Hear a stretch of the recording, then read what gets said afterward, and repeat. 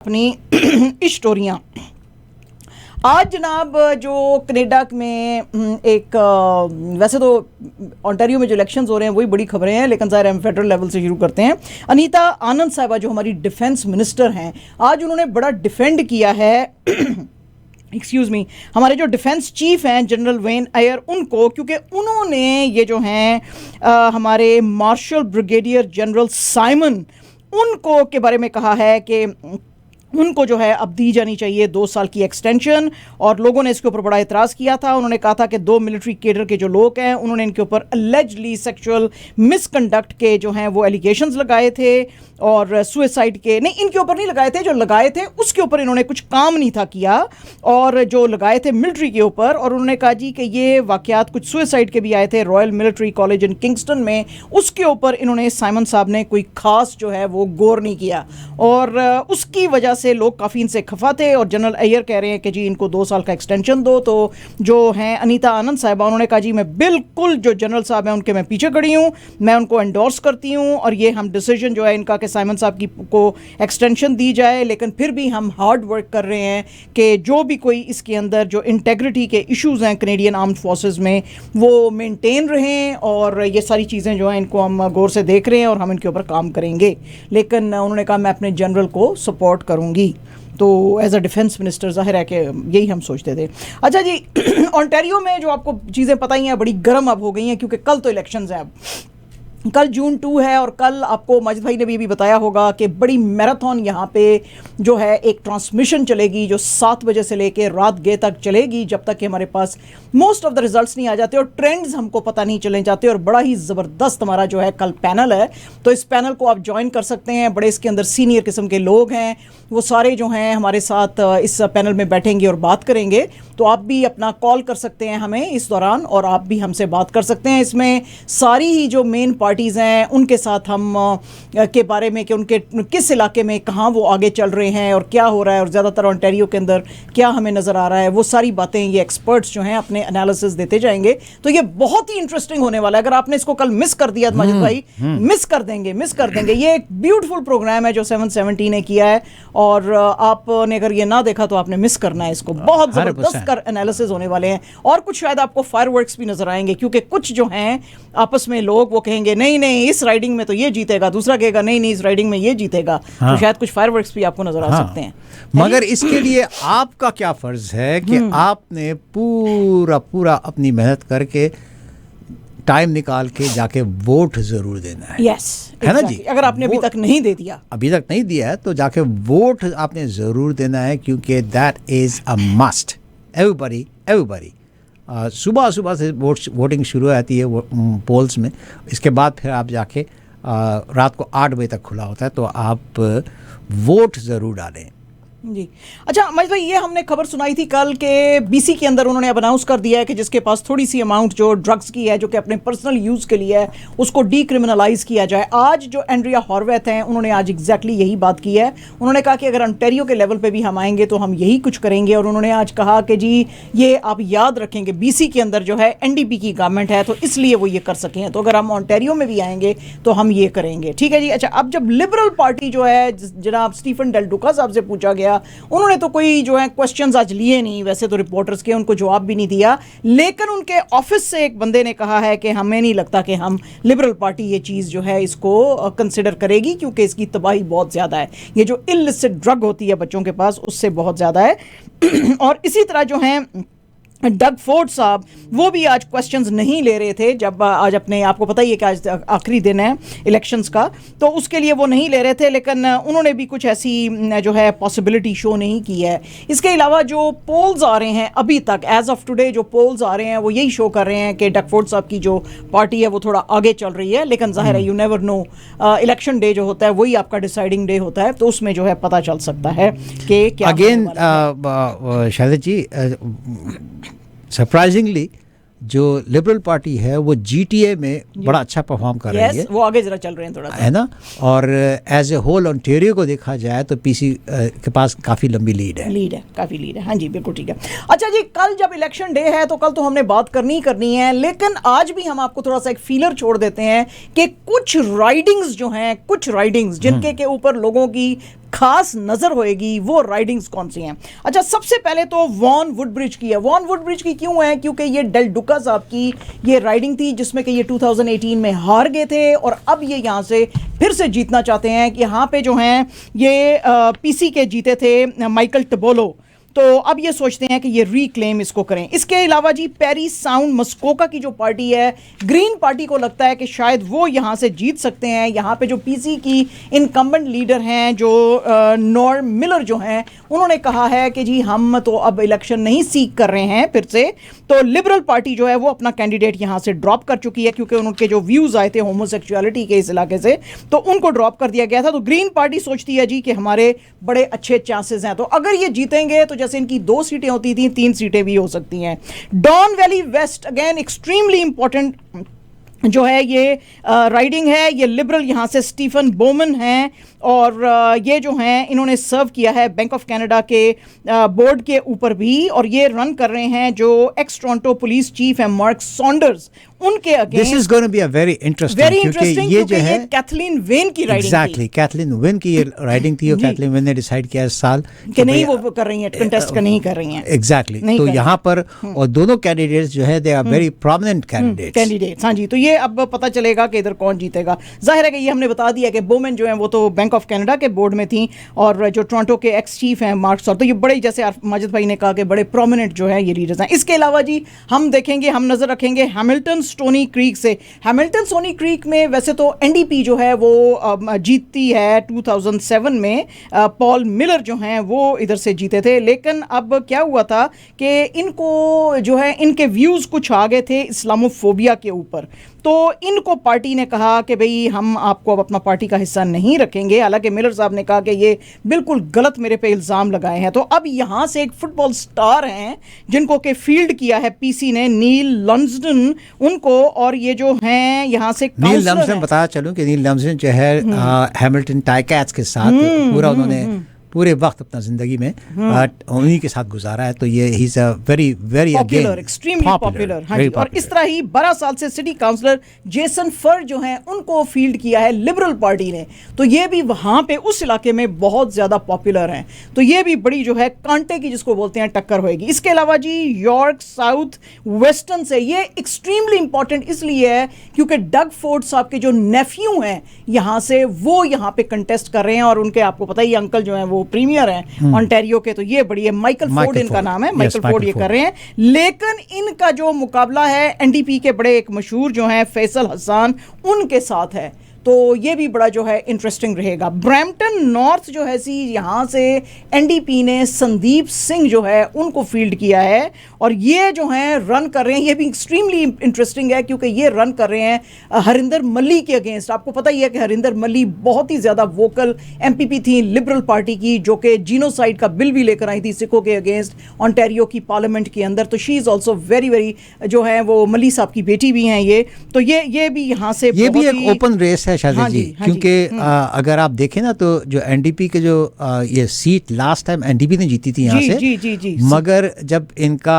आपस में जो वो हुआ पार्टी का, तो उनको जो है संदीप सिंह ने हरा दिया। जी तो टिकट जो है संदीप सिंह को मिल गई। तो अब संदीप सिंह, हालांकि ये राइडिंग जो है एनडीपी की है, तो अब संदीप सिंह और हरिंदर मल्ली और पीसी के ग्रैहम मैकग्रेगर आ गए, जो ये तीनों वेरी टफ कैंडिडेट्स, बहुत टफ कैंडिडेट्स। हाँ जी, अच्छा इसी तरह जो बैरी स्प्रिंग वाटर है इसमें भी बड़ी मुश्किल हो गई है। इसमें मुश्किल ये हो गई है कि वहाँ के जो मेयर हैं जी, मेयर जो हैं बैरी के जेफ लेमन और अटॉर्नी जनरल जो है हमारी, उनके साथ अब इनका जो है वो मुकाबला हो गया। और वो आपको पता ही है कि डग डाउनी जो हैं वो भी बड़े ही पॉपुलर हैं, हम हर वक्त उनकी खबरें भी आपको बताते रहे हैं, तो ये बड़ा मुश्किल हो जाएगा। डग डाउनी जो है जाहिर है कि इनकम्बेंट भी हैं और ये पीसी के जो हैं यहाँ से हैं, लेकिन ये जो थी ज़्यादातर ये वाली जो राइडिंग है ये फ्लिप फ्लॉप करती रही है बिटवीन लिबरल्स और पीसी के बीच में।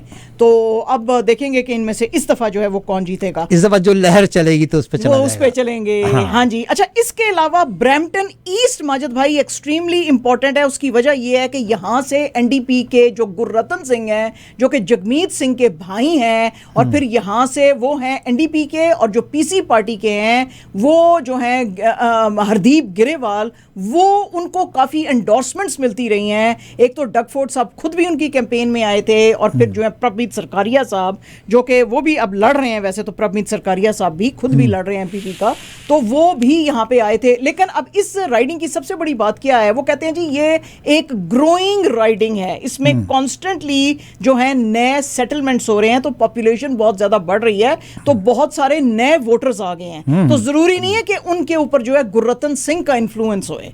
तो ये भी this is something very very, और इसमें जो लिबरल पार्टी से हैं वो जन्नत हैं, जन्नत ग्रेवाल, तो वो भी हैं, वो भी बहुत ही ज़्यादा जो हैं ये इसमें मतलब पॉपुलर हैं। अच्छा, इसके अलावा जनाब ब्रैम्पटन सेंटर जो कि मेरा इलाका है, ये भी बड़ा इंटरेस्टिंग है। यहाँ से जो इनकम्बेंट हैं वो एनडीपी की सारा सिंह हैं, लेकिन अब यहाँ से लिबरल पार्टी के सफदर हुसैन आ गए हैं। सफदर हुसैन कई इलेक्शंस लड़ चुके हैं वो भी, और उनको भी काफ़ी यहाँ पे एक्सपीरियंस है, तो उनके और सारा सिंह के बीच में होगी। लेकिन एक थर्ड जो बहुत बड़ा नाम यहाँ से आ गया है वो शर्मीन विलियम्स का आ गया है, और वो ब्रैम्पटन की सिटी काउंसलर थी, and she was the first black woman to win that seat as a councillor. तो वो भी जो है यहाँ से वो कर रही हैं। तो अब ये जो कुछ राइडिंग्स है ना, इनके ऊपर हम सारों की नजर, not to forget Ottawa West, Nepean का, नेपियन जो है का जो एरिया, नेपियन का जो है इलाका जो है, वहां पर PC won the last time, मगर वो सिर्फ 175 वोट से जीते थे। तो अब दोबारा जो वहां पर है उसको भी देखना पड़ेगा। इसके साथ साथ प्रेस्कॉट रसल का जो इलाका है, और वहाँ पर अमेंडा सिमार्ड, वो लास्ट टाइम जो है वो पीसी के इलेक्शन जीती थी, मगर इनकी और डगफोर्ड साहब की कुछ अनपन हो गई थी, तो फिर उनको निकाल दिया था, तो वो इंडिपेंडेंट थी। तो अब वो एज ए पीसी कैंडिडेट जो नहीं है, मगर एज ए लिबरल खड़ी हुई है। तो पहले इंडिपेंडेंट बैठी थी वो, मगर लिबरल खड़ी हुई, तो लिबरल समझ रहे हैं कि वो she is very popular, may be she can give that. Third बे के लास्ट टाइम एनडीपी जो है वो जीती थी यहाँ पर, लिबरल्स को बीट किया था। ये सबसे स्मॉल अमाउंट पे जो जीते थे ना, 84 वोट से जीते थे, ये स्मॉलेस्ट गैप। तो वो वहाँ पर भी थंडर बे से भी वो 84 वोट्स से जो है वो जीत के आज अब देखे जाए कि अगर वो 84 वोट्स दोबारा काम आएंगे या नहीं काम आएंगे, ये भी अनदर वन। और बहुत सारी है, और भी बहुत सारी हैं, पर ये ज़रा थोड़ी सी ज़्यादा प्रोमिनेंट हैं, तो इस तरह से है। अच्छा जनाब, ये आज एक खतरे की घंटी है भी और नहीं भी है। जो PEI है, जो प्रिंस एडवर्ड्स आइलैंड, उसकी हम आपको एक खबर सुनाएंगे। यू आर लिसनिंग जी। प्रिंस एडवर्ड आइलैंड की जो हेल्थ मिनिस्ट्री है, उसने आज कहा है जी कि एक लैपटॉप चोरी हो गया था, जिसमें बेशुमार जो पेशेंट्स हैं और बेशुमार जो स्टाफ है उसकी पर्सनल इसके अंदर इंफॉर्मेशन थी। अच्छा जी, स्टाफ कितना था? कोई तकरीबन 4000 पेशेंट्स का डाटा था, और 1200 हेल्थ जो ऑफिशियल्स हैं, एम्प्लॉइज, उनका डाटा था। लेकिन उन्होंने ये तो बताया है कि शायद सम people might have access to it, लेकिन उसके साथ उन्होंने ये भी कहा है कि हमने IT स्टाफ को फौरन बताया, उसने फौरन इसका पासवर्ड रीसेट किया है, और वैसे तो हमें लाइकलीहुड नजर नहीं आती है कि वो एक्सेस कुछ कर सकेंगे, लेकिन चांसेस आर कि वो हैक हो जाए फिर से। पासवर्ड और सारा कुछ वो चेंज करने के बावजूद भी तो शायद इंफॉर्मेशन जो है लीक हो गई। लोग काफ़ी जो हैं आज वरीज, क्योंकि बहुत सारी पर्सनल चीज़ें भी वो बताते हैं ना डॉक्टर्स को, जो वो उनकी फाइल में लिखते हैं, तो वो चाहते नहीं हैं। आज हाईवे 401 के ऊपर बड़ा जी अफसोस का वाकया हुआ। OPP जो थी उसको वहाँ पे बुलाया गया, यानी कि ओंटारियो प्रोविंशियल पुलिस, वो क्योंकि वहाँ पे क्या हुआ था कि एक जो पिकरिंग में एक व्हीकल जो था वो ब्रॉक रोड के ऊपर, ये देखें, अगर जो हमारा टीवी देख रहे हैं उनको ये नजर आएगा, वो उधर उसने हिट कर लिया उसको। ये बीफ का ट्रक था जो लेके जा रहा था, वो जो सेंटर बैरियर होता है उसको इसने हिट कर लिया था और उसके अंदर आग लग गई थी। तो बाय द टाइम ये आए, पूरा OTB बड़े से वाले, बहुत बड़ा 18 व्हीलर ट्रक है ये। बहुत बड़ा ट्रक है। तो लेकिन वो जो था ड्राइवर था, उसने जंप कर लिया था, तो उसको जो है वो बच गया है, उसको कोई ऐसी खास इतनी लाइफ थ्रेटनिंग इंजरीज नहीं है, वो बच गई हैं। तो अब ये काफ़ी देर तक 401 का जो वेस्ट बाउंड जो लेन थी वो उसको बंद रखा गया और वहाँ पे क्लियर करते रहे, उसका क्रूज जो है उनको आई बिलीव अभी तक भी बंद है वो। अभी तक भी बंद है, अभी तक खुली नहीं है, लेकिन कह रहे थे कि शायद आफ्टरनून तक खुल जाएगी, बट आई हैवंट सीन या हर्ड कि वो खोल दिया गया है। तो काफ़ी मैसिव वहाँ पे आग लगी थी, काफ़ी बड़ा, जैसे कि आपने बताया ट्रॉलर था वो। नैनोज रिसर्च आई है जी एक, जो कि ये इन्होंने की थी CTV के लिए, एक ये की थी और इनको कमीशन उन्होंने किया था और उन्होंने इनसे पूछा था कि जी आप लोगों से पूछें कनाडा के अंदर कि क्या वो ये समझते हैं कि क्वीन एलिजाबेथ II जो हैं उनको माफ़ी मांगनी चाहिए जो कैथलिक स्कूल्स, कैथलिक चर्च ने जो रेजिडेंशियल स्कूल्स के लिए किया था उसके लिए। तो 43% ने कहा कि जी शी शुड, 19% ने कहा सम वॉट उनको करनी चाहिए, 21% ने अपोज किया। उन्होंने कहा क्यों, क्वीन को क्यों करनी चाहिए, अगर ये इसके अंदर कैथलिक चर्च इन्वॉल्व था तो फिर ये she is head of the Catholic church in Canada. जी। तो उन्होंने कहा कि नहीं, तो फिर दूसरों ने कहा कि वो she is the head of Catholic church, तो उनको तो करनी चाहिए थी। और उनके बेटे और वो आए थे, उनकी बहू भी आए थे, उन्होंने भी इसके ऊपर कोई खास बात नहीं किया। तो ये क्या है। अच्छा, इसके अलावा उन्होंने कहा जी कि आपको क्या लगता है कि हमको अभी भी जो है इनको अपना सॉवरन मानना चाहिए है, यूके मोनार्की जो है उसको। तो उन्होंने कहा जी कि 4 में से 10 लोगों ने कहा कि नहीं, अब हम इनको हमारे इनके साथ टाइज जो हैं ख़त्म करने चाहिए। 42% ने इस चीज़ को सपोर्ट किया था, कुछ ने कहा जी कि हम को नहीं भी पता है, और 48% जो हैं उन्होंने भी इस तरह की, इन्होंने समवट अपोज किया इसको।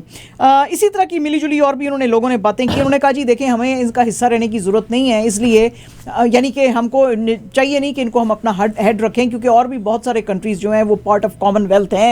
लेकिन इसका मतलब ये नहीं है कि उनकी जो हेड है अभी भी क्वीन है, उनकी जो है हेड ऑफ द स्टेट जो है वो क्वीन है, और उसके अंदर उन्होंने बहुत सारी एग्जांपल्स भी दी। तो इस तरह से ये जो आज आया है, तो इसका मतलब है कि कैनेडियंस के अंदर अब ये डिसकंटेंट बढ़ती हुई जा रही है कि हम इतने पैसे, इतने रिसोर्सेज अपने मुल्क के क्यों रॉयल्टी को जो है वो दे रहे हैं। तो ये बात जो है अब सामने आने लगी है।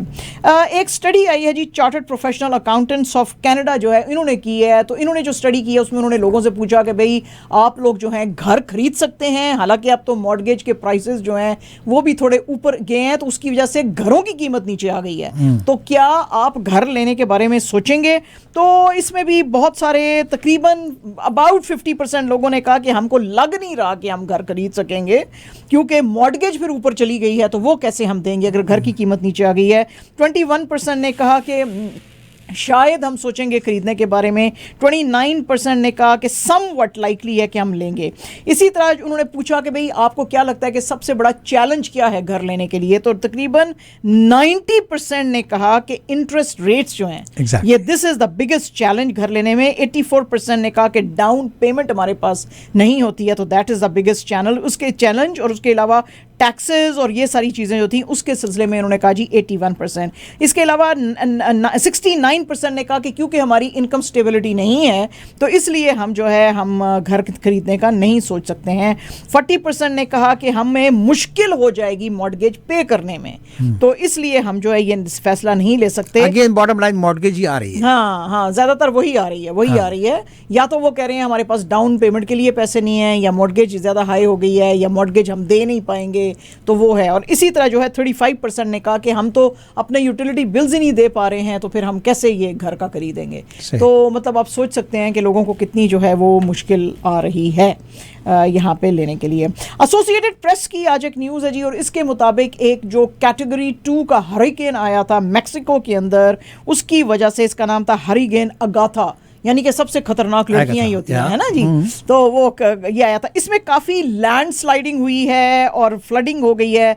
11 लोगों की डेथ हुई है, 33 अभी भी मिसिंग हैं। वो लोगों को ये बार बार अलर्ट्स जो हैं यहाँ पे सदर्न कैलिफोर्निया मैक्सिको के अंदर वो जारी कर रहे हैं कि भाई आप इस इलाके से निकल जाएं। इसमें अनफॉर्चुनेटली जो अभी तक की जो अर्ली रिपोर्ट्स आई हैं उसमें 3 बच्चों की भी डेथ हुई है, यानी मिसिंग है, मिल नहीं रहे हैं। तो जाहिर है कि वो अब उसी में उस कैटेगरी में उसको डाल रहे हैं। और this happened near the resort of Huatulco. और इसके अलावा उन्होंने कहा जी कि बहुत सारे इलाकों में, जैसे कि पामल के इलाके में जो कि टोना मीको रिवर के पास है, वहाँ पे तो लोगों के पास जब ये फ्लडिंग आनी शुरू हुई तो गर्दन गर्दन तक भी आ गया था पानी, फिर भी लोगों ने अपना जो कुछ पकड़ सके, उठा सके चीज़ें, उसको उठा के भागे वहाँ से। तो उसके अंदर वेड करके गर्दन गर्दन जितने पानी के अंदर वेड करके वहाँ से निकले और भागे। तो काफ़ी बुरे हालात हैं और एसोसिएटेड प्रेस का कहना है कि आने वाले दिनों में जाहिर है कि ये और भी डेथ्स और तबाही की और खबरें आएंगी। अच्छा जनाब, बस वही होता है ना कि जिधर की, वो मजिद भाई ने भी जो कहा कि वो जीतेगा जिधर की हवा चलती है, तो ये बस जिधर की दुनिया में भी हवा चल जाती है ना, बस सारी दुनिया का रुख उसी तरफ हो जाए। हर सारा वक्त Ukraine Ukraine Ukraine Ukraine, as if ये जो है दुनिया का सबसे बड़ा मसला जो है यूक्रेन ही है इस वक्त, और तो कोई मसले नहीं है। आज नॉर्वेजियन रेफ्यूजी काउंसिल जो है उसने एक बहुत ही स्केदिंग डेटा जो है वो सामने लेकर आए हैं। वो कह रहे हैं दुनिया का सबसे बड़ा मसला इस वक्त हंगर का, डिस्प्लेसमेंट का, रिफ्यूजीज का जो है कॉन्गो के अंदर है, ये यूक्रेन से भी बड़ा है। और उन्होंने बड़ा एतराज किया अपनी इस रिपोर्ट में। उन्होंने कहा है जी कि आप यूक्रेन यूक्रेन यूक्रेन कर रहे हो, आपको पता ही नहीं है कि आप कितना निगलेक्ट कर रहे हो ये अफ्रीका के इलाके के जो अंदर लोग हैं। और वो कह रहे हैं जी 5.5 मिलियन पीपल इंटरनली ही डिस्प्लेस्ड हैं, जो कि third highest number in the world है। 1 million people have been forced to flee from the country. और ये जो यहाँ पे फूड इनसिक्योरिटी जो का जो लेवल है वो 27 मिलियन लोगों को हिट कर रहा है। और वो कह रहे हैं जी कि यहाँ पे ये जो सारी चीज़ें जो होती हैं ये शो करती हैं कि इसमें ना तो मीडिया की कोई अटेंशन है इनकी तरफ, ना ही कोई इंटरनेशनल ऑर्गेनाइजेशंस इनको फंडिंग दे रही हैं, ना तो कोई पॉलिटिकल और डिप्लोमेटिक बात हो रही है इस मसले के ऊपर। इनकी रिपोर्ट में आ जाए। और वो कहते हैं जी एड ऑर्गेनाइजेशंस भी हैं, वो सिर्फ यूक्रेन के ऊपर ध्यान करके बैठी हुई हैं। तो ये there is an immense gap कि एक दुनिया के हिस्से में भी उससे शायद बड़े प्रॉब्लम्स हैं और उसकी तरफ चूंकि मीडिया अटेंशन और पॉलिटिकल कोई बात नहीं हो रही है तो उसको वो किया जा रहा है। तो वो कह रहे हैं कि दिस डेफनिंग साइलेंस जो है ये दैट इज कंडेमेबल। तो ये है। अच्छा, इसी तरह की एक मिलीजुली रिपोर्ट जो है वो United Nations office for coordination of humanitarian affairs जो है इसकी आई है, and this time this has come on Myanmar. उन्होंने कहा जी दूसरा जो इलाका दुनिया का सबसे बड़ा जिसको कि आप ये यूक्रेन यूक्रेन यूक्रेन के चक्कर में मिस कर रहे हैं वो म्यांमार का इलाका है। म्यांमार में वो कहते हैं जी जिस वक्त से ये कू हुआ है मिलिट्री का 700,000 people have fled the country. और इसके अलावा वो कहते हैं जी कि जो ये सिविलियन मलेशिया है वहाँ पे वो फाइट तो करने की कोशिश कर रहा है मिलिट्री गवर्नमेंट को, लेकिन वो वेल इक्विप्ड नहीं है। जैसे कि आप इक्विपमेंट दे रहे हैं उसको, मिलिट्री इक्विपमेंट यूक्रेन को, इन लोगों के पास नहीं है।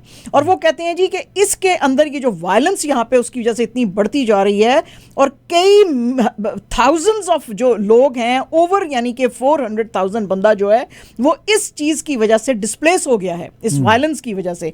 तो इसके ऊपर भी आप कर रहे हैं। और उसके अंदर उन्होंने सबसे बड़ा जो नाम लिया है वो रोहिंग्या मुस्लिम्स का लिया है कि वो डिस्प्लेस हुए हैं और उनको बुचर किया है गया है यहाँ पे इस मुल्क के अंदर। और उसके ऊपर जो है वो कोई उन्होंने उनके स्पेशल वर्ड्स हैं कि ये ब्रूटल क्रैकडाउन अगेंस्ट जो रोहिंग्या मुस्लिम्स 2017 में शुरू हुआ था ये अभी तक यहाँ पे है। 12,000 सिविलियंस जो हैं उनके या घर या प्रॉपर्टी जो है उसको बर्बाद कर दिया गया। वो खुले आसमान के नीचे रह रहे हैं टेंट से लगा के, उनके पास कोई फैसिलिटीज नहीं है। तो ये बहुत ज्यादा क्रिमिनल निगलेक्ट है दुनिया का कि ये इन चीजों की तरफ ध्यान नहीं दे रहे, बस एक ही मुल्क के पीछे लगे हैं just because all the media and political and you know all the attention is towards one country, towards one country. तो ये आज इन्होंने बड़ा खींचा है। अच्छा जनाब, आज जो है शंघाई के अंदर तो बड़े खुशी मनाई गई इसलिए कि जो आपको पता ही है 2 महीने से तकरीबन जो है ये लॉकडाउन के अंदर था क्योंकि ज़ीरो पॉलिसी और टॉलरेंस है टुवर्ड्स कोविड चाइनीज़ गवर्नमेंट की। तो आज ये जब खोला है तो लोग आज वॉक भी कर रहे थे और लोग जो है साइकिलिंग कर रहे थे और अपने कुत्ते फिरा रहे थे और बड़ी इन्होंने खुशियाँ सेल्फीज़ ली और बड़ी खुशियाँ मनाई। यहाँ पे जो जिन जिंग हैं spokesperson of municipal government, उन्होंने कहा जी कि we are embracing the new start once again. आपको पता ही है कि ये जो है चाइना का बहुत बड़ा सिटी है और इसमें जो है इंडस्ट्री है, बड़े बड़ी कंपनीज जो हैं उनके यहाँ पे हेड ऑफिसेज हैं। तकरीबन 25 मिलियन लोग इस एक शहर में रहते हैं। तो इस कंप्लीट शहर को लॉकडाउन में डाला गया था। उसकी वजह से जो है बहुत सारे लोगों ने सफ़र किया, स्पेशली जिनको हेल्थ केयर की और इमरजेंसी सर्विसेज चाहिए थी। थी, इंडस्ट्री बहुत ज़्यादा बंद हो गई हुई थी, जाहिर है सप्लाई, ये पूरी हमने रिपोर्ट दी थी यहाँ पे कुछ अर्सा पहले जब ये शंघाई में शट डाउन किया गया। बहरहाल जी अब ये खोला गया है, तो अब दुनिया के अंदर जो सप्लाई चेन के बहुत मसले पैदा हो गए थे, तो अब इनको लग रहा है कि शायद अब इसके खुलने से थोड़ी सी ईज आ जाएगी। बहरहाल लोगों ने आज जनाब बड़ी खुशी मनाई। अल अरबिया की आज एक रिपोर्ट है, और अल अरबिया की इस रिपोर्ट के मुताबिक जो प्रेसिडेंट अर्दोगान हैं उन्होंने आज बड़ा ही सख्त पैगाम दिया है।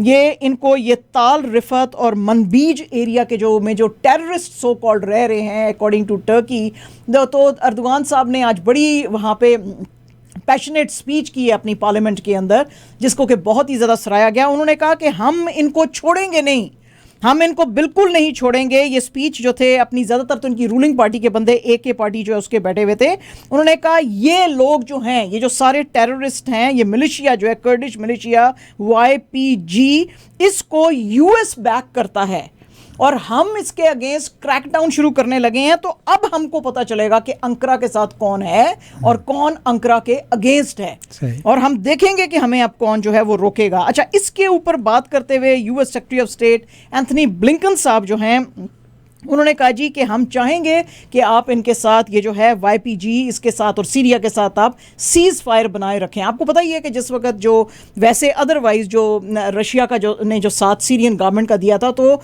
टर्की ने भी रशिया को बैक किया था। लेकिन जो यहाँ पे टेररिस्ट हैं, रशिया कहता है कि ये जो इधर रहते हैं नॉर्दर्न सीरिया की तरफ, इनको नहीं हम छोड़ेंगे, इनके खिलाफ हमको अगर टेरिटरी के अंदर भी जाना पड़े। और पिछले कई सालों से टर्की जो है एक्चुअली सीरिया के अंदर जाता है इनको मारने के लिए।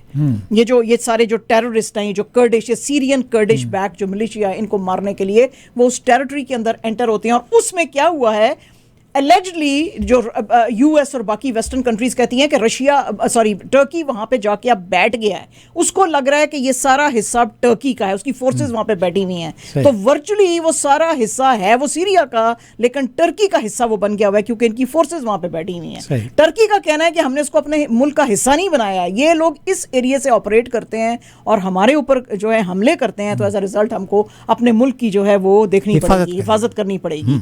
तो उसके ऊपर आज सेक्रेटरी ऑफ स्टेट जो एंथनी ब्लिंकन साहब उन्होंने बड़ा सख्त उन्होंने भी बयान दिया। उन्होंने कहा कि आप करंट जो सीज लाइंस हैं उनको आप मेंटेन करें और ये किसी के मुल्क में ऐसे जाके ना करें। बहरहाल जी देखेंगे अब क्या होगा।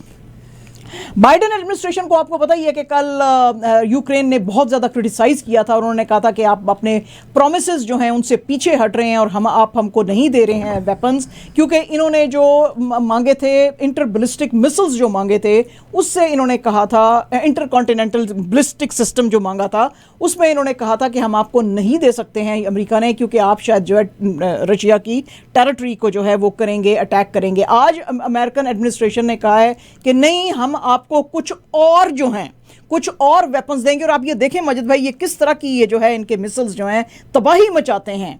लेकिन अमेरिका का कहना है कि ये ज़रूरी है यूक्रेन के लिए, क्योंकि ये जो है एक तो $700 मिलियन जो हमने इनिशियली अप्रूव किए थे यूक्रेन के लिए, it is part of that. और ये जो हैं बहुत ही गाइडेड मिसाइल्स हैं, ये इधर उधर जाके नहीं गिरेंगे। जो टारगेट यूक्रेन का होएगा उसी पे जाके वो रशिया के मार सकते हैं। तो भाई यूक्रेन का टारगेट तो मॉस्को भी हो सकता है, तो फिर मतलब है मॉस्को में वो मारेंगे। उसका रेंज नहीं है ना वो। हाँ, तो मगर मे भी उसका इतना रेंज नहीं है। उन्होंने इतना दिया है कि वो उसके अगर रशिया की टेरिटरी में ना जा सके, ना जा सके। तो वो ये इसके अंदर जी कुछ हेलीकॉप्टर्स भी हैं शामिल, और जेवलिन एंटी टैंक वेपन्स भी हैं, और भी कुछ टेक्टिकल जो वेपन्स और चीज़ें हैं वो इसके अंदर जो हैं वो शामिल हैं। बहरहाल जी इसका बहुत ज़्यादा बुरा मनाया है रशिया ने, और रशिया ने कहा है जी कि आप इसको हवा दे रहे हैं। अब अमेरिका को कहा है कि आप हवा दे रहे हैं और इस लड़ाई को। तो बहरहाल एनीवेज, सेक्रेटरी ऑफ स्टेट जो हैं US के एंथनी ब्लिंकन साहब आज वो एक जॉइंट प्रेस कॉन्फ्रेंस कर रहे थे नेटो के चीफ जो हैं जेंस स्टोल्टनबर्ग उनके साथ, और उन्होंने कहा जी कि हम उनको सिर्फ वही चीज़ें दे रहे हैं जिसका कि हमने इनको प्रॉमिस किया था, और हमारे बड़े स्ट्रॉन्ग एलाइज जो हैं वो और पार्टनर्स जो हैं वो सब इस चीज़ को एंडोर्स करते हैं कि यूक्रेन को प्रॉपर इक्विपमेंट जो है वो देना बहुत ज़रूरी है, खासतौर पे medium range advanced rocket system अगर वो दूसरा वाला ना भी हम इनको दें, क्योंकि अब ये खबरें जो हैं ये बार बार आ रही हैं कि रशिया आगे आगे आगे बढ़ता जा रहा है। तो सेक्रेटरी ऑफ स्टेट साहब ने कहा इनके साथ स्टैन स्टोल्टनबर्ग के साथ कि जी हमको यूक्रेन को बचाना है, उसकी टेरिटोरियल इंटेग्रिटी का ख्याल रखना है। बड़ा बयान, थोड़ा प्यार आ गया है ना देना है जी। तो इसलिए हमको ये वाले वेपन्स जो हैं वो देने पड़ेंगे।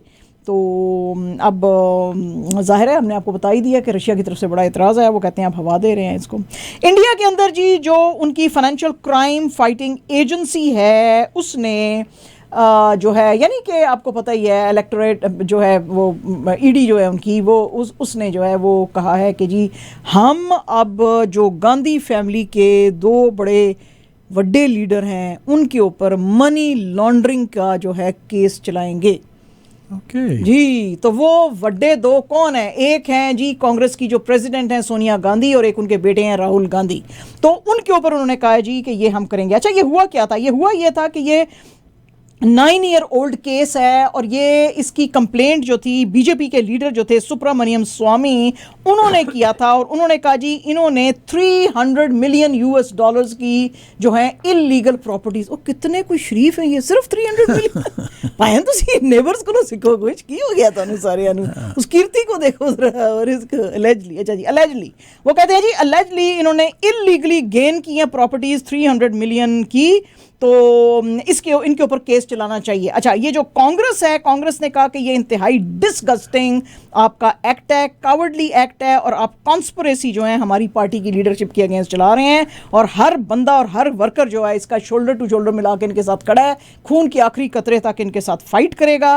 ये सारी जो डिटेल्स थी इनके एसेट्स की, ये जो 300 मिलियन के जो मनी लॉन्ड्रिंग का केस इनके खिलाफ बनाया गया है, ये नेशनल हेरल्ड न्यूज़पेपर जो है उसमें आई थी। And can you imagine Majid भाई, ये जो हेरल्ड न्यूज़पेपर है 1937 में इसकी जो फाउंडेशन ले की थी वो इनके अपने ही नाना जी ने, जो जवाहरलाल नेहरू साहब थे first prime minister of India, उन्होंने रखी थी उसकी।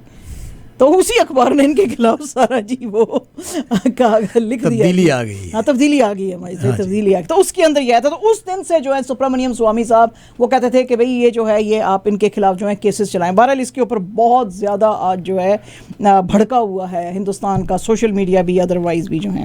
इंडिया के अंदर जो ministry of stats and program implementation जो है उसकी आज एक रिपोर्ट आई है, और उसके अंदर जो इंडिया की जीडीपी, जैसे कि वो सोच रहे थे कि बहुत घोड़े पे चढ़ के आगे आगे चल रही है, उन्होंने कहा जी कि नहीं, बहुत ज़्यादा स्लो हो गई है ये जो क्वार्टर था जनवरी मार्च के अंदर, क्योंकि बहुत सारी जो रिपोर्ट्स थी, और हमारे भी यहाँ पे जियाले बहुत कुछ हाईलाइट करने की कोशिश करते थे कि जी वो 8% पे चल रही है इंडिया की जीडीपी, 8% पे नहीं। आज जो उनकी खुद की स्टैट्स एंड प्रोग्राम इंप्लीमेंटेशन की रिपोर्ट आई है, it is only 4.1%। So it has drastically slowed down. तो जो है जीडीपी इनका नीचे आ गया है। वो कहते हैं जी मैन्युफैक्चरिंग सेक्टर में 0.2% जो है डिक्लाइन आया है, और इनफैक्ट वो कहते हैं seasonally adjusted real GDP growth only 0.71% जो थी वो यहाँ पे थी। इसमें सबसे ज़्यादा जो सेक्टर सफ़र किए हैं trade, hotels, transport, communications, broadcasting, वो अभी भी जो है पेंडेमिक के असर से बाहर नहीं आया, तो पैन फिर पीछे रह ही गया है सारा कुछ तो गिना ही देता है। तो वो कहते हैं जी कि ये 10.3% प्री पेंडेमिक लेवल से नीचे है ग्रोथ जो हम सोच रहे थे। तो लेकिन वो कहते हैं कि फोर्थ क्वार्टर में जाते जाते शायद जो है इसके अंदर बेहतरी आएगी। जी न्यूज़ की आज एक न्यूज़ है, और ये ज़रा इंटरेस्टिंग थी तो मैंने सोचा कि करनी चाहिए। ये फर्रुखाबाद के इलाके में एक लड़के ने उसामा बिन लादेन की तस्वीर जनाब अपने ऑफिस में रख ली। अच्छा जी, ये state run power distribution company है दक्षिण नचल विद्या वितरण निगम लिमिटेड। इसके एसडीओ जो हैं रविंद्रा प्रकाश गौतम, उन्होंने अपने ऑफिस में जी ना सिर्फ उसामा बिन लादेन की तस्वीर रखी, बल्कि उसके नीचे लिखा respect for Osama bin Laden, world's best junior engineer. Wow. हाँ, तो क्योंकि इन्होंने इंजीनियरिंग पढ़ी थी ना इंग्लैंड में जाके, बेसिकली तो इंजीनियर थे। तो अब ये फोटो हो गई वायरल। जब ये वायरल हुई तो अथॉरिटीज की ये नजर में आ गई। उन्होंने कहा पहन ये अब क्या कर रहे हो ये तो अलेजली उनके मुताबिक और अमेरिका के मुताबिक भी दुनिया का सबसे बड़ा टेररिस्ट था, तो आपने इसकी तस्वीर कैसे लगाई है? तो गौतम साहब ने डिफेंड किया अपने एक्शन को। गौतम साहब ने कहा जी आपका आइडल कोई भी हो सकता है, और आपने मेरी एक तस्वीर गायब की है, मेरे पास और बहुत सी इसकी कॉपीज हैं तो इनको बहरहाल जी जॉब से बेचारे को सस्पेंड कर दिया गया है जी। तो अल्लाह का शुक्र ही है, मैंने कहा शुक्र है कोई मुसलमान नहीं है, वरना इसको बेचारे के ऊपर तो वो टाडा के अंडर टेररिज्म का केस डाल देते। हो गया था मामला, है ना, मामला सेट हो गया था फिर। अच्छा ठीक है। अच्छा जनाब, पाकिस्तान के अंदर जो इस्लामाबाद हाई कोर्ट के चीफ जस्टिस हैं अतर मिनल्ला साहब, उनके पास एक पटिशन आई थी, और उनको कहा गया था जी कि ये जो नई गवर्नमेंट आई है इसने ओवरसीज पाकिस्तानीज जो हैं उनसे वोट का हक ले लिया है। सॉलिसिटर दाऊद गजनवी और उनके डुअल नेशनैलिटी रखने वाले आतिफ इकबाल खान ने कहा कि ये तो बड़ा जुल्म है कि आते सारी ये जो नई गवर्नमेंट आई है इंटरम सेटअप में, इसने आते सारी अमेंडमेंट कर दी है। सारे मामले को देखते हुए अतर मिनल्ला साहब ने कहा जी कि जो पहली भी गवर्नमेंट जो अमेंडमेंट लाई थी उसमें भी, क्योंकि ये केस जो है असल में चल रहा है बहुत अरसे से 2018 से, जब ये साकिब निसार साहब जो थे चीफ जस्टिस थे और सुप्रीम कोर्ट ने कहा था कि भाई ओवरसीज पाकिस्तानी को वोट का हक दिया जाए, लेकिन ये इंप्लीमेंट नहीं किया था। तो आज इन्होंने अतर मिनल्ला साहब ने कहा जी ना तो पहली गवर्नमेंट ना तो इस गवर्नमेंट, इन्होंने जो अमेंडमेंट्स किए हैं इसका बिल्कुल ये मतलब नहीं है कि ओवरसीज पाकिस्तानीज वोट नहीं डाल सकते, वो डाल सकते हैं। और ये उन्होंने फैसला कब दिया, जबकि उन्होंने वहां पे काउंसिल से पूछा कि कितने पाकिस्तानी जो हैं वो बाहर रहते हैं, तो उनको बताया गया जी कि तकरीबन 9 मिलियन के करीब जो पाकिस्तानी है वो बाहर रहता है। तो उन्होंने कहा जी अगर 9 मिलियन पाकिस्तानी बाहर रहता है तो हम उनको डिप्राइव कैसे कर सकते हैं टू वोट। तो ये अमेंडमेंट जो है उनको रोकती नहीं है, तो वो कर सकते हैं। तो अब कैसे करेंगे अगर आपको करने नहीं दिया जाएगा? पैने तो मतलब तुसी की गल की थी हैं जी। अच्छा जी, पाकिस्तान के अंदर लोग इलेक्शन कमीशन ऑफ पाकिस्तान से बहुत ज़्यादा खफा हैं। उसकी वजह यह है कि वो कहते हैं जी कि इन लोगों ने जो नया वोटर रजिस्ट्रेशन डाटा जो है वो जो किया है, चेंज उसमें किया है, उसमें एक तो ये है कि पोलिंग स्टेशंस बेतहाशा दूर कर दिए हैं, बहुत दूर दूर में कर दिए हैं, और बहुत सारे लोगों को ये कह के कि ये मर गए हैं उनका वोट ही ख़त्म कर दिया है।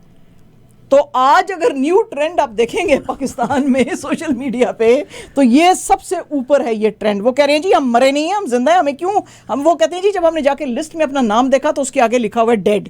वो कहते हैं जी हम डेड तो हैं ही, डेड और सून टू बी डेड। हाँ, सून टू बी डेड। मरने के करीब, इसलिए ये वोट नहीं दे सकते। तो आज बहुत ज़्यादा शोर मचा है। इन्होंने ना ईसीपी ने एक मैसेज डाला था कि आप अपने आईडी कार्ड का नंबर 8300 पे भेजें।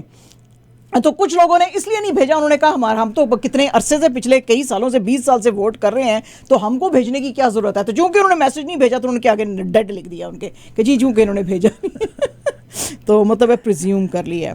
कराची के अंदर जी जो जेल चौरंगी का एरिया है, वहाँ के एक डिपार्टमेंटल स्टोर के बेसमेंट के अंदर आज एक मैसिव आग लगी थी और उसकी वजह से एक आदमी की डेथ हो गई है और 3 जो हैं वो बेचारे अनकॉन्शियस हो गए थे स्मोक इनहेल करने की वजह से।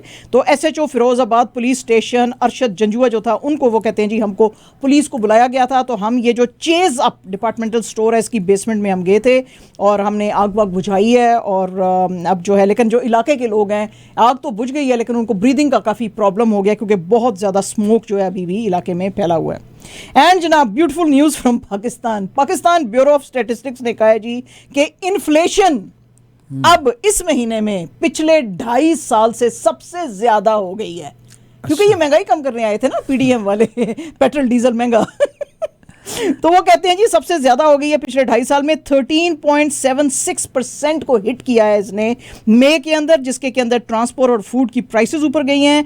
13.37% ईयर ऑन ईयर अप्रैल के महीने में चीज़ें जो हैं वो ऊपर गई हैं। इन्फ्लेशन जो थी वो 12.3% अर्बन एरियाज़ में, 15.88% रूरल एरियाज़ में देखी गई है।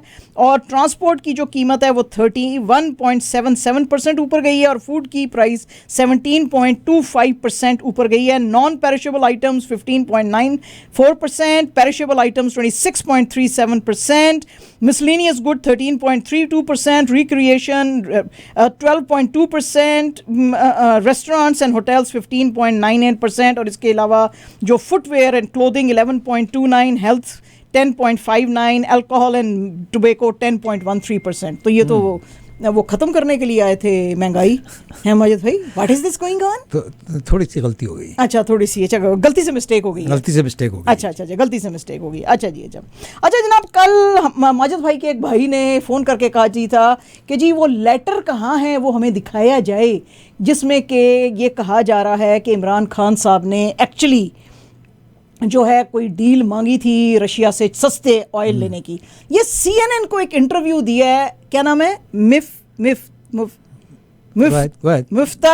मुफ्ता इस्माइल। यस, हाँ, उन्होंने जनाब जो जिनको के बिल्कुल प्यार नहीं है इमरान खान साहब के साथ, तो उन्होंने CNN को एक इंटरव्यू दिया है। आप वो उनका वो CNN का इंटरव्यू देखिए और आप खुद समझ जाएंगे कि क्या लेटर लिखा गया कि नहीं लिखा गया। पहले ये देखें फिर हम आगे चलते हैं। rising food prices, rising fuel prices. Pakistan needs help fast. The government then open to buying oil and wheat from Russia, correct?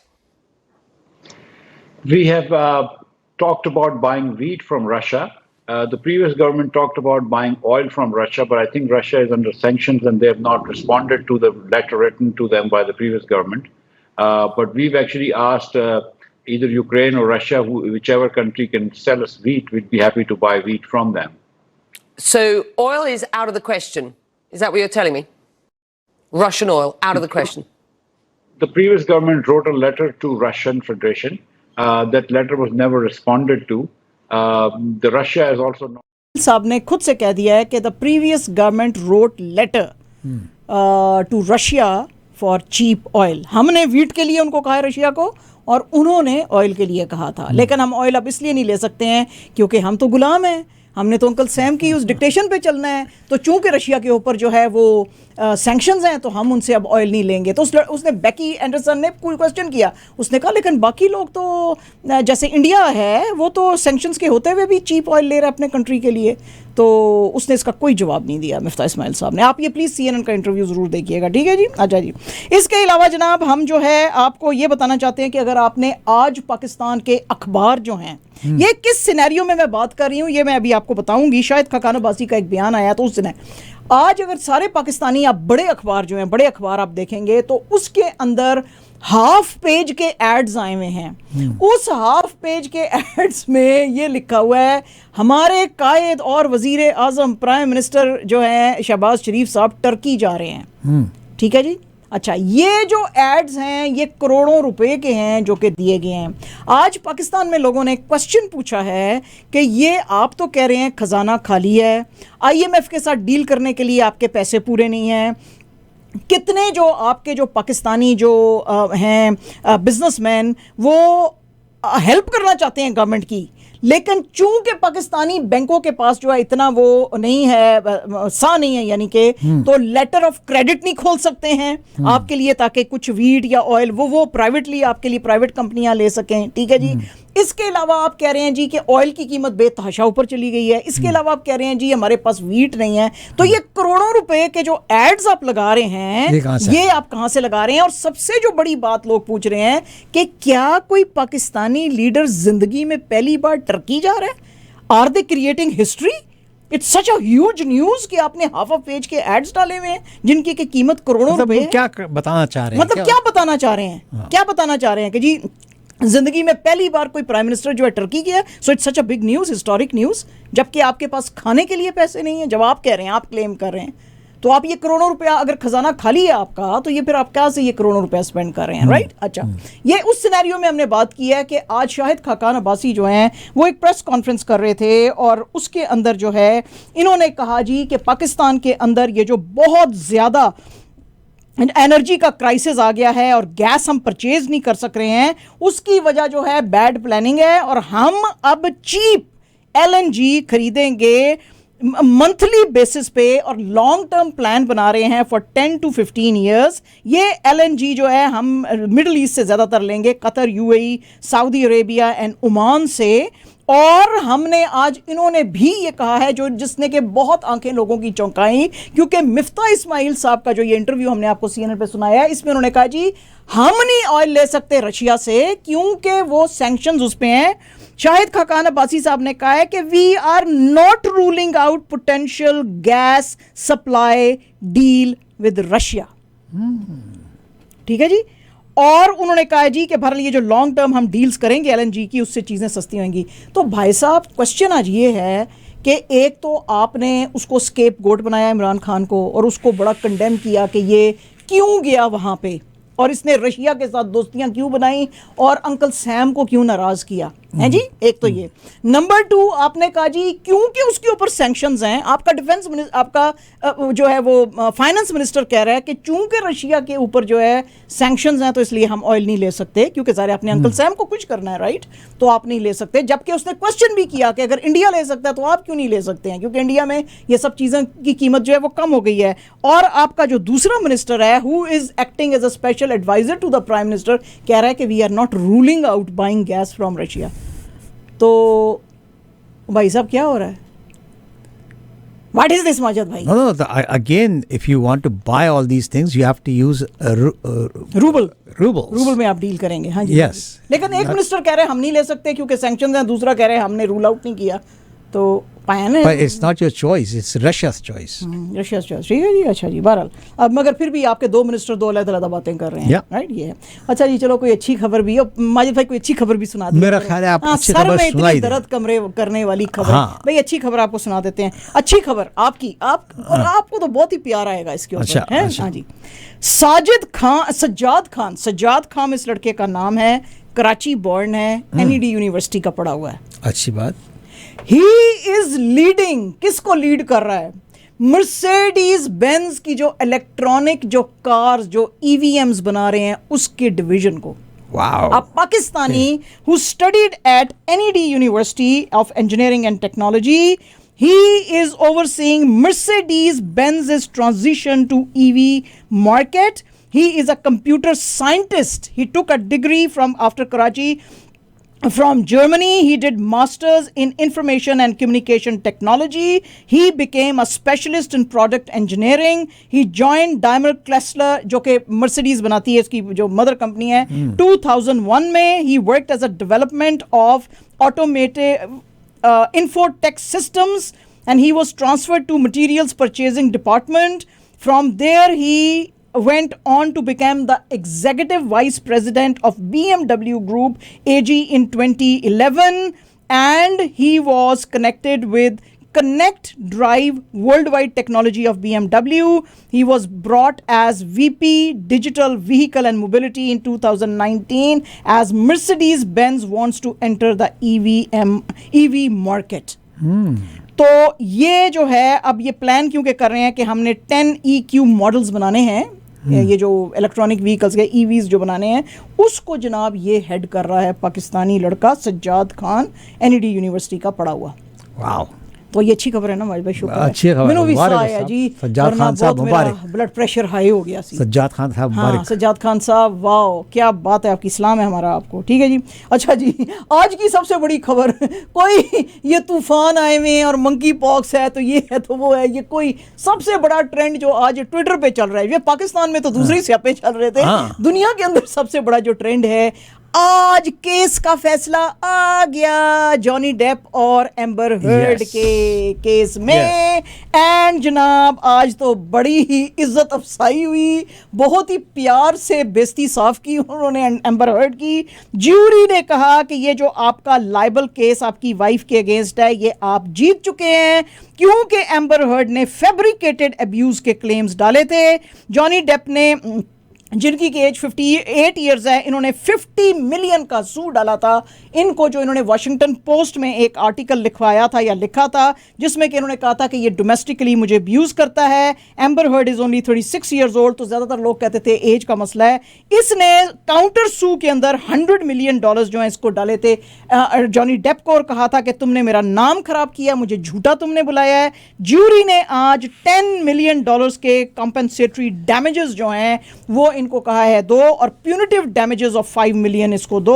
उन्होंने एम्बर हर्ड का जो डेफेमेशन केस है उसके बारे में कहा कि ये एब्सोल्युटली अनप्रूवन है, इसकी मैरिज की जो स्टेटमेंट्स हैं ये फॉल्स हैं, ये जो कुछ इसने किया है ये डेफेमेटरी उसके अंदर आता है, कॉन्टेक्स्ट में आता है, और एक्चुअली इसने एक्चुअल मैलिस के इंटेंट से ये सारा जो केस है जॉनी डेप पे किया था।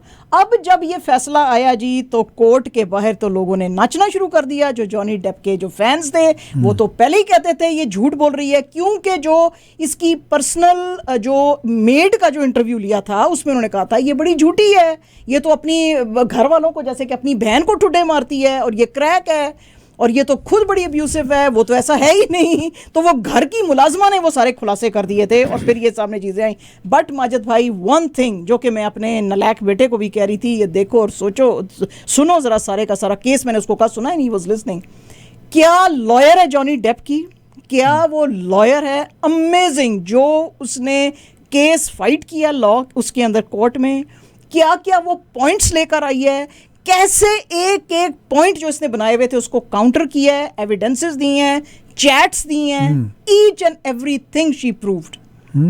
आप सोचें इतना कोई जबरदस्त मगर कमेल उसका नाम ये है है कि ये इसने फिर अब अपील दायर करनी होगी कर देगी ये, लेकिन आज जो है लोगों ने बड़ा मिस किया जॉनी डेप को, क्योंकि वो आज नहीं थे, क्योंकि वो निकले हुए हैं 3 कॉन्सर्ट टूर के ऊपर यूके के अंदर अपने दोस्त म्यूजिशियन जेफ बेक के साथ, और ये he is part of the Hollywood vampires. इसके अंदर एलिस कूपर और जो पेरी ऑफ एरोस्मिथ जो है वो हैं, तो ये अपने उस टूर पे निकले हुए हैं। तो ये वो नहीं थे, He was so confident कि भाई he is not guilty that he's gone for it.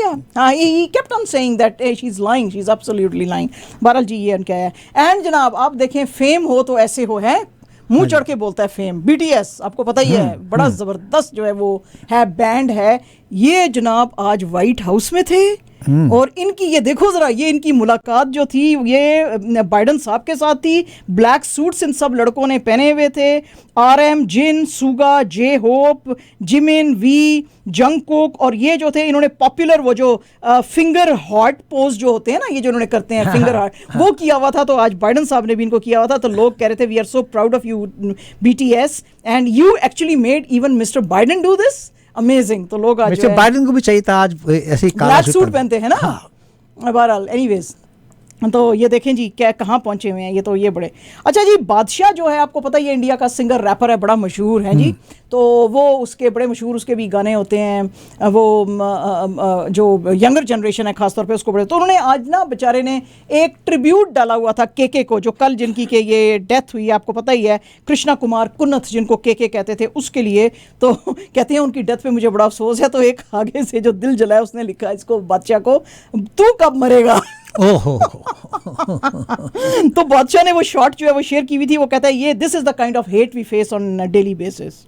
अच्छा जी, पंजाब पुलिस ने सिद्धू मूसेवाला के मर्डर में पहली अरेस्ट आज की है, और इस लड़के का जो है नाम है मनप्रीत सिंह। और उन्होंने कहा है जी कि इसने सप्लाई किए थे व्हीकल्स और फैसिलिटेट की थी ये किलिंग ऑफ सिद्धू मूसेवाला। इनको जो कोर्ट में प्रोड्यूस किया था, और इनको जो है कोर्ट ने 5 डे की पुलिस कस्टडी में डाला है। इसके अलावा दिल्ली पुलिस ने ये जो गैंगस्टर था लॉरेंस बिश्नोई, इसकी भी 3 दिन की कस्टडी मांगी थी, क्योंकि ये वो इनको क्वेश्चन करना चाहते हैं कि तुम्हारा क्या इसके साथ है, सिद्धू मूसेवाले के मर्डर में तुम्हारा क्या है। इससे पहले जो ये लॉरेंस बिश्नोई था, इसने दिल्ली हाई कोर्ट में कहा था कि ये पंजाब पुलिस जो मुझे लेके जा रही है ये मुझे फेक एनकाउंटर में मार देगी। तो फिर बाद में उसने बहरहाल वो ले लिया। तो अब इसको भी जो है ये क्वेश्चनिंग की जा रही है, तो अब पता चलेगा। के जो कल 53 इयर्स की एज में जिनकी डेथ हो गई, बड़े ही ज़बरदस्त सिंगर थे। तो आज उसकी जो पहली प्रिलिमिनरी जो रिपोर्ट आई, आपको पता ही हमने आपको कल बताया था, CMRI हॉस्पिटल में इनको लेकर गए थे। कोलकाता के गुरदास कॉलेज के अंदर ये जो है वो कर रहे थे कॉन्सर्ट, और फिर अचानक से ये गिरे और इनको चोटें काफ़ी आई हुई थी सर्वर पे। तो शायद पुलिस ने कहा कि इसमें फाउल प्ले है, ये अननेचुरल डेथ है। लेकिन जब ये हॉस्पिटल की जो भी आज रिपोर्ट आई है पोस्टमार्टम की, उसमें कहा है कि इनको मैसिव हार्ट अटैक आया था, जिसको कि मायोकार्डिक इन्फार्क्शन कहते हैं, और ये जो है उसकी वजह से इनकी डेथ हुई है। इनकी शादी हुई थी 1991 में अपनी चाइल्डहुड लवर के साथ, और 20 साल का इनका जो है वो करियर है म्यूज़िक का। तो अक्षय कुमार, रणवीर सिंह, विकी कौशल, इवन मोदी जी ने बड़ी इनकी डेथ का अफसोस किया है। लेकिन इनका जो आखिरी गाना जो इन्होंने कोलकाता में गाया है, कल रहे ना रहे, वो बेतहाशा वायरल हुआ है। उन्होंने कहा उन्होंने तो ऑलरेडी अपने गाने में, अपने कॉन्सर्ट में गा लिया था कल रहे ना रहे। क्या बात है जी। तो ये बड़ा वायरल आज हुआ है।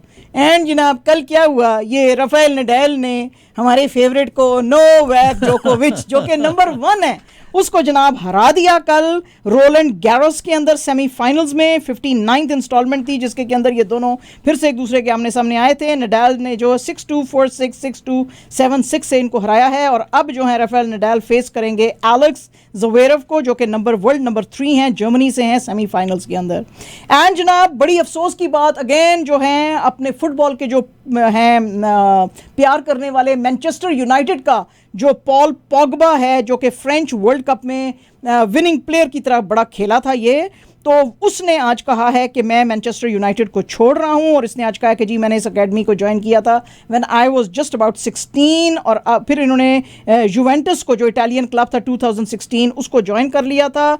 फ्री ट्रांसफ़र था ये इनका, लेकिन फिर ये जो मैनचेस्टर यूनाइटेड के जो मैनेजर थे इन्होंने इसको बुला लिया था। और उस ज़माने में जब बुलाया था इनको कुछ अर्सा पहले, तो वर्ल्ड्स बिगेस्ट जो फ़ी थी वो पे की गई थी माजिद भाई, $111.96 मिलियन डॉलर्स Wow. इसके लिए पे किए गए थे इसको वापस लेने के लिए, लेकिन ये कुछ परफॉर्म नहीं कर सका तो उसने कहा जी अब मैं छोड़ रहा हूँ।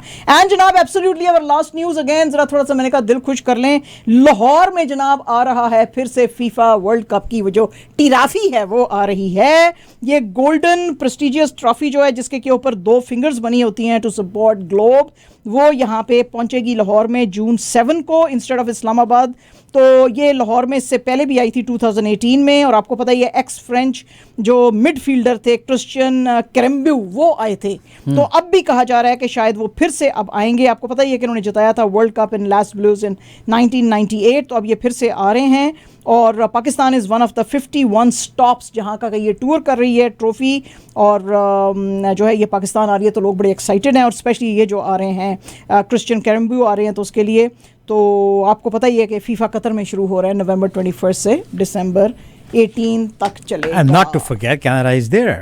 Canada is there. Yes, yes, Canada is yes. there. और Yeah, दुनिया yeah. बड़ी परेशान है कि कनाडा बड़ी टफ टीम आ रही है। हाँ, बहुत ही ज्यादा परेशानी है, लोगों को पसीने निकले हुए हैं। Yes, कनाडा आएगा। कनाडा 416-620-1778 416-620-1778 हमारा फोन नंबर है।